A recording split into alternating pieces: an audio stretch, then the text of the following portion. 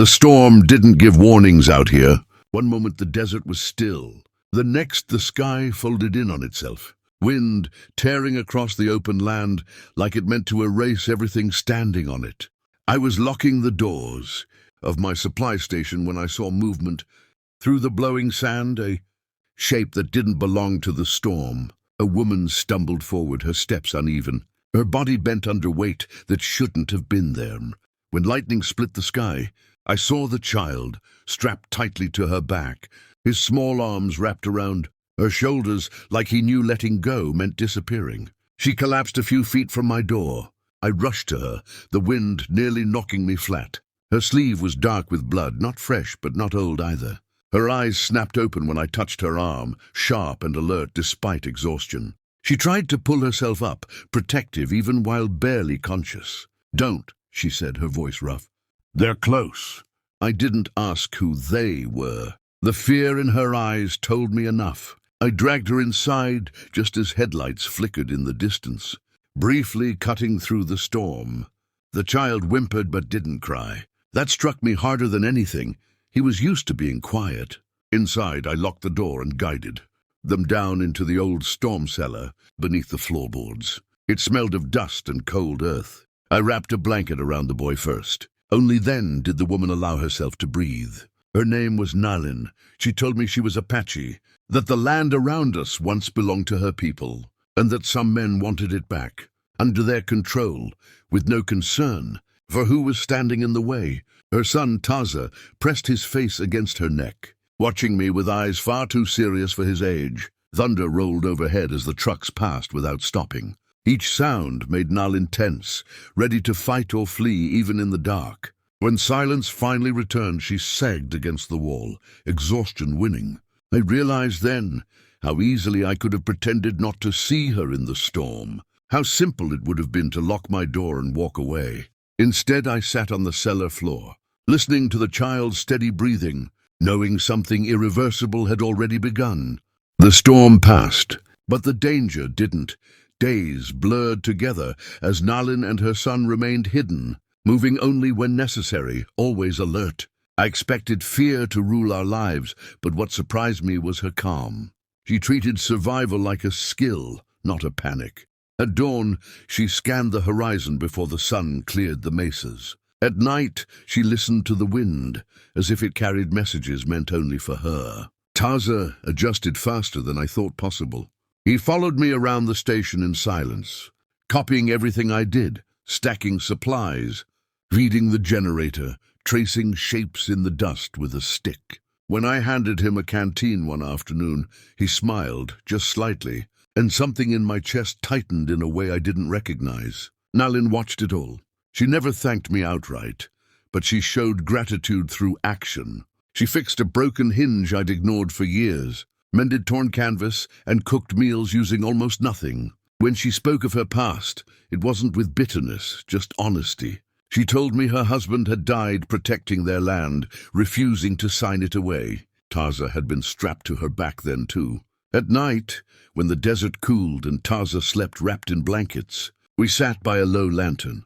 She taught me Apache words, simple ones at first: home, child, promise. Each word carried weight, as if saying them meant accepting responsibility for their meaning. I told myself not to cross lines that couldn't be uncrossed. I reminded myself she would leave when it was safe, that this was temporary. But distance is hard to maintain when someone trusts you with their child. One evening the quiet felt different. The air was heavy, waiting. Nalin studied me across the lantern light, her gaze steady, thoughtful. "You stay when others would not," she said. "You do not ask for payment." I shrugged, uncomfortable. "It's just the right thing." She shook her head. "No, it is a choice." She stepped closer, not touching, but close enough that I could feel the warmth of her presence.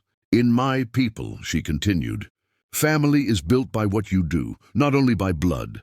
I understood what she was saying before she said it, and my heart began to race. "If we keep running," she said quietly, "my son grows without roots, without a man who stands and does not leave."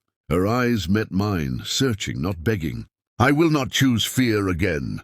Before I could answer, a distant engine echoed across the desert. And the moment froze between us, unfinished, dangerous, impossible to forget. The sound of engines reached us before the sun did, a low rumble that crawled across the desert and settled deep in my bones.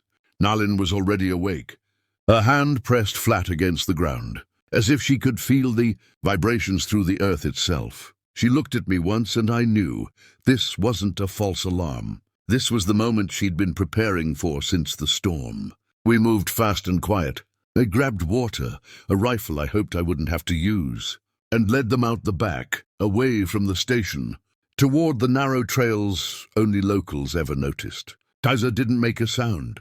He clung to my hand instead of his mother's, trusting without hesitation, and that trust terrified me more than the trucks closing in. We hid among the rocks as dust clouds rose below. Voices carried on the wind, men calling out, confident, careless. They searched my land like it already belonged to them. I held my breath, every muscle locked, waiting for the moment they might look up and see us watching. Taz's fingers tightened around mine when one of the men laughed. That was when the truth settled over me, heavy and undeniable. This wasn't about helping anymore. This wasn't about doing the right thing once and walking away. I was already in too deep. I would lie, fight, and bleed if I had to, and that meant something had changed inside me. The trucks eventually moved on, engines fading into the distance like a bad dream, refusing to fully end. When the desert went quiet again, Nalin exhaled slowly, as if releasing years of held breath. She turned to me then, not as someone hiding, but as someone deciding. "Running keeps us alive," she said, "but it does not let us live." She took Taz's hand from mine and placed it back deliberately, making the choice visible, undeniable. "He has already chosen you." I tried to speak, but nothing came out. Every sensible reason to leave fought against the feeling in my chest, and lost. "If we stay," she continued, "there will be danger. There will be no easy escape. But there will be roots, family." Her voice softened, but her eyes stayed strong. "I will not ask again." I looked down at Taza, at the way he leaned into my leg, like it was the most natural thing in the world. Then I looked at the land stretching endlessly around us, harsh and beautiful and honest. Some lives are chosen carefully. Others choose you without asking. "I'm not going anywhere," I said. Nalin nodded once, as if she'd known the answer all along.